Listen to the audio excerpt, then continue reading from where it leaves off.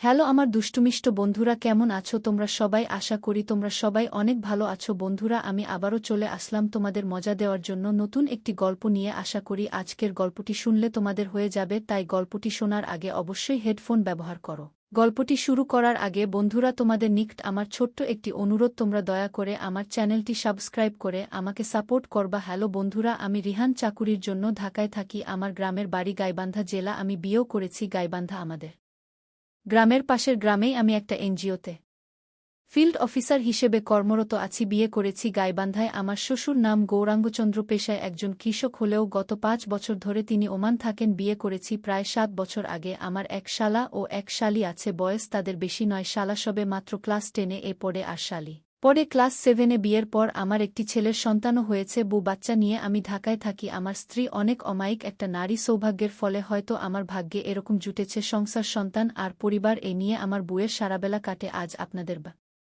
ব্যতিক্রম একটা ঘটনা বলবো। গত 2 বছর আগের কথা আগেই বলে নেই। আমার শাশুড়ির বয়স 3-8 এর কাছাকাছি, কিন্তু উনাকে দেখলে এটা মনে হবে না যে উনি 3 সন্তানের জননী। প্রথম বিয়ের 3 থেকে 4 বছর আমি ওনার দিকে কখনো ভালোভাবে তাকাইনি, কিন্তু আমার শ্বশুর মশাই বিদেশ যাওয়ার পর আমি ওনার দিকে একটু ব্যতিক্রম দৃষ্টি দেয়া শুরু করি। এজন্যে যে স্বামী বিদেশে গেলে মহিলারা নাকি অন্য পুরুষের দিকে থেকে কিছুটা আসক্ত হয়। আর তাছাড়াও আমার শ্বশুর মশাই যখন বিদেশ চলে যান তখন আমাকে বলে গিয়েছিল যে, বাবা, আমার সংসার, আমার পরিবার আজ থেকে দেখার দায়িত্ব তোমার। ভগবানের চাইলে হয়তো তোমাদের আর আমার মধ্যে দেখা কবে হবে ভগবান জানে। আমার শ্বশুর মশাই আরও বলে গেলেন যে, বাবা রিহান, আমি তো চলে যাচ্ছি, তোমার শাশুড়ি মার দিকে একটু খেয়াল রেখো। আমি তো বাড়িতে থাকব না, মাঝে মাঝে তোমার শাশুড়ি মার একটু খেয়াল রেখো। আমি বললাম, আচ্ছা ঠিক আছে বাবা, আপনি এই বিষয় নিয়ে কোনো চিন্তা করবেন না। তারপর আমার শ্বশুর মশাই বিদেশ চলে গেলেন। যাই হোক, মূল ঘটনায় আসা যাক। গত 2 বছর আগে বর্ষাকালে আমি অফিসের কাজে ঢাকা গিয়েছিলাম। অফিসের কাজ শেষ করে জরুরি কাজে আমার গ্রামের বাড়ি গায়েব বাঁধা যাচ্ছিলাম। তখন রাত 8:03 বাজে রায়। আমার মোবাইলে আমার শাশুড়ির একটি ফোন আসে। রিসিভ করার পর উনি জানতে চাইলেন আমি এখন কোথায়। আমি বললাম, আম্মা, আমি তো গাইবান্ধার কাছাকাছি বাড়িতে যাচ্ছি, গাড়িতে আছি। উনি বললেন, বাবা, তুমি আমাদের বাড়িতে আসো। সজীবের মানে আমার ছোট শালার শরীর খুব খারাপ, সকালে ডাক্তারের কাছে নিতে হবে। ভাবলাম বাড়িতে তো কেউ নেই, আসলে উনার এ বিপদে আমার থাকা জরুরি। বললাম, ঠিক আছে আম্মা, আমি আসছি। আমার স্ত্রীকে ফোনে ঘটনাটা বললাম এবং বললাম যে তোমাদের বাড়িতে যাচ্ছি আমি, আর মাত্র প্রায় 2-2.5 কিলোমিটার পথ গেলেই তোমাদের বাড়ি চলে যাবে। এই বলে আমি আমার বউয়ের ফোন কেটে দিলাম।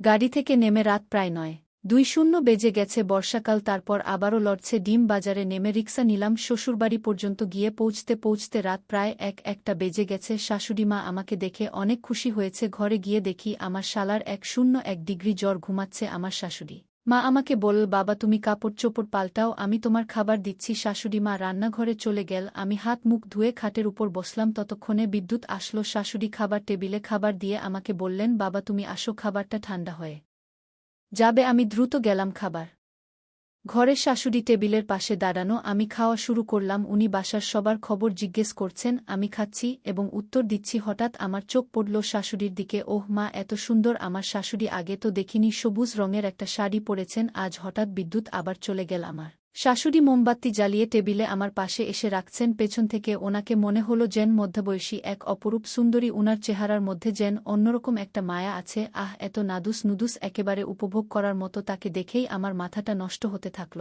আর আমার বিশেষটার অবস্থা খারাপ হতে লাগল। মনে মনে ভাবতে লাগলাম কি করে তাকে ভাগে আনা যায়। একটু চোখ থেকে আমি শাশুড়ি মাকে বললাম, আম্মা, কষ্ট করছেন কেন? আমি তো সব করতে পারবো, আপনি ঘুমিয়ে পড়েন, সমস্যা নেই, আমি খাওয়ার পর ঘুমিয়ে যাব, আপনি ঘুমাতে যান। শাশুড়ি মা মুচকি হাসলেন না। বাবা, তোমাকে কষ্ট করতে হবে না, তুমি খাওয়া দাওয়া শেষ করো, আমি তোমার বিছানা রেডি করে দিচ্ছি। এই বলেই শাশুড়ি মা পাশের রুমে চলে গেলেন, মানে যেখানে আমি ঘুমাবো। হালকা আলোতেই মনে হচ্ছে যেন রাতের অফসারা। তাতে যতই দেখছি তখন আমার অবস্থা আরও খারাপ হতে লাগল। আমার মাথায় তখন পুরা শয়তানি কাজ করছে। শয়তান মনে হয় মাথার উপর পুরোপুরি উঠে বসেছে। রাতের পরিবেশটাও অনেক সুন্দর। একদিকে বর্ষার তুমুলুর বৃষ্টি শুরু হয়েছে, অন্যদিকে আমার মনে উতাল পাতাল ঢেউ বয়ে যাচ্ছে, আর অপরদিকে আমার শাশুড়ি মাও অনেক দিনে ক্ষুধার্ত। কি করব বুঝতে পারছি না। যাক, খাওয়া দাওয়া শেষ করলাম। বিদ্যুৎ আবার আসলো। খাওয়া শেষ করে পাশের রুমে গিয়ে দেখি শাশুড়ি আমার বিছানা পরিষ্কার করছেন। পিছনটা এমনভাবে আছে যেন মনে হচ্ছে অনেক কম। আমার শাশুড়ি মাকে আমি যতই দেখছি তখন আরও অবাক হচ্ছি। মনে হচ্ছে যেন এক অপরূপ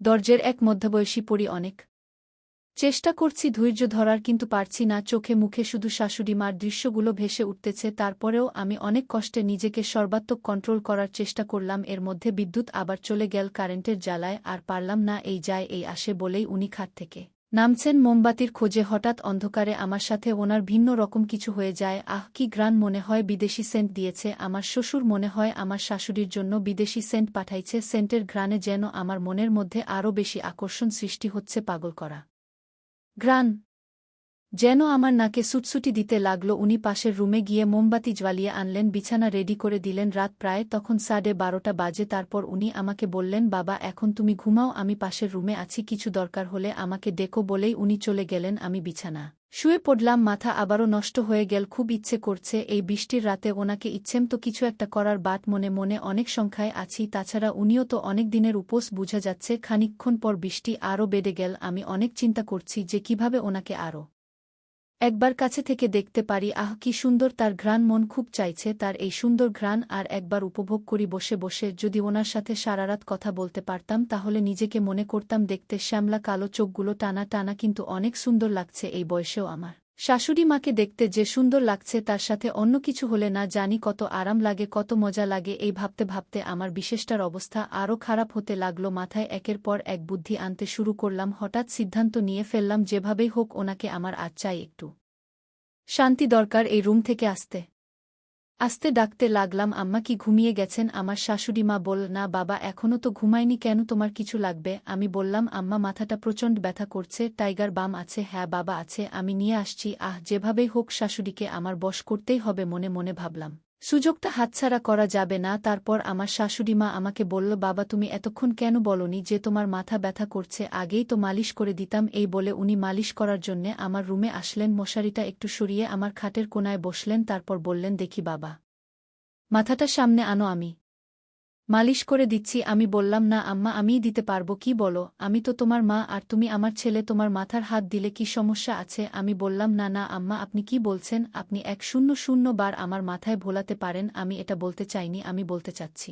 তারপর আমার শাশুড়িমা বল, না না বাবা তুমি আমার ছেলে, তোমার শরীর খারাপ আর তোমার জন্য এইটুকু করতে পারবো না। আমি বললাম, আম্মা আপনি কেন কষ্ট করতে যাবেন? তারপরও উনি আমার বালিশের পাশে বসে আমার মাথায় মলম দিতে শুরু করলেন। উনি কিছুক্ষণ মলম দেওয়ার পর আমার এত ভালো লাগলো, মনে হলো আমি স্বর্গে আছি। বেশ কিছুক্ষণ মালিশ করার পর আমি ঘুমানোর ভান করলাম। আবার উনি যখন উঠে যেতে চাইলেন তখন আবার এমন ভান করছি যে আমার মাথার কোনো উপকারই হয়নি। এভাবে কিছুক্ষণ চলার পর দেখলাম আমার শাশুড়ি মার ঘুম ঘুম ভাব হচ্ছে। উনি আমার বালিশের পাশেই হঠাৎ ঘুমিয়ে পড়লেন। আমার এবার সকল স্বপ্ন পূরণ হতে চল।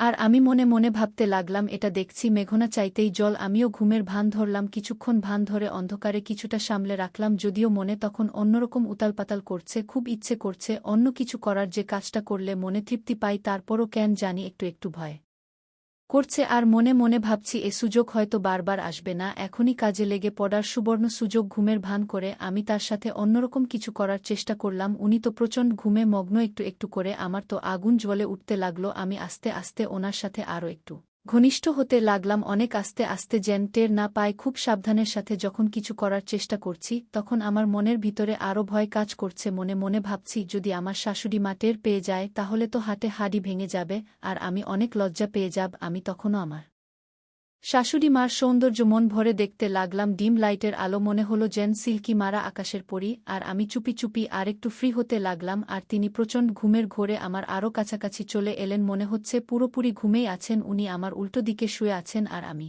একটু পেতেই মনে হলো যেন অন্যরকম একটা শান্তি পেলাম। আমি আস্তে আস্তে আবার উনার আরও কাছে যেতে লাগলাম। আমিও ঘুমের ভান করে অচেতন অবস্থায় উনার সাথে অন্যরকম একটা ইমেজ পেতে লাগলাম। আর মনের ভিতর থেকে আস্তে আস্তে ভয়গুলো দূর হতে লাগলো। এক পর্যায়ে ঘুমের ঘরে আরও বেশি এলোপাতারি হতে লাগল। হঠাৎ উনি টের পেয়ে উঠে বসতে চাইলেন। আমি তখন আরও ঘুমের ভান ধরলাম। ওমা, একটু পর দেখি আমার শাশুড়ি মাও আমার সাথে এরকম আচরণ করছে। তখনও আমি ঘুমের ভান ধরে রইলাম। যখন দেখলাম আমার শাশুড়ি মার অবস্থা আরও বেশি খারাপ হতে লাগল তখন আমি আর চুপ করে থাকতে পারলাম না। কিছুক্ষণের জন্য ভুল গেলাম আমাদের দুনিয়াবির সম্পর্ক। তখন আমার কাছে মনে হলো আমি আর উনি মনে হয় স্বপ্নে কোনো এক সুখের রাজ্যে হারিয়ে গেছি। এইভাবে প্রায় সেই রাতে 4বার অপ্রত্যাশিত কিছু হওয়ার পর আমরা উভয়েই ক্লান্ত হয়ে পড়লাম, দুজনেই চরম শান্তি অনুভব করলাম। তারপর শান্তির একটা ঘুম দিলাম বন্ধুরা আমার শাশুড়ি মার সাথে রাতে যা হয়েছে তা অনাকাঙ্ক্ষিত তখন হয়তো আমার মাথায় বড় ধরনের কোনো ভূত চেপে বসেছিল সকালে ঘুম থেকে উঠে যখন আমার অবস্থা স্বাভাবিক মনে হলো না তখন বুঝতে পারলাম রাতে হয়তো আমার সাথে কারো কিছু হয়েছে একটু মনে করে বুঝতে